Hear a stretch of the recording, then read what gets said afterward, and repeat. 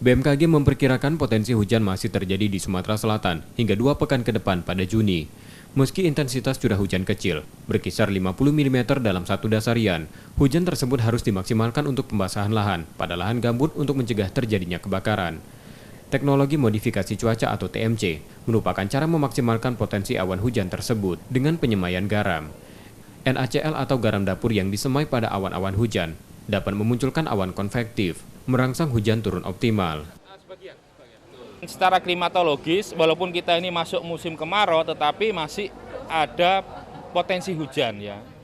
Jadi diprediksi oleh BMKG itu hujannya dalam satu dasarian atau 10 harian itu berkisar antara 0 sampai 50 mm. Jadi memang cukup kecil hujannya.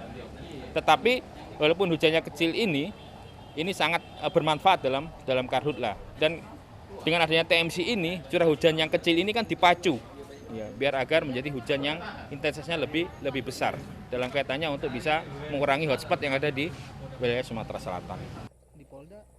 2021 puncak musim kemarau diperkirakan berlangsung pada Agustus hingga akhir Oktober.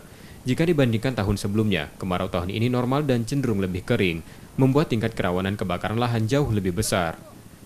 M. Rizky Nurmizan, Kompas TV, Palembang, Sumatera Selatan.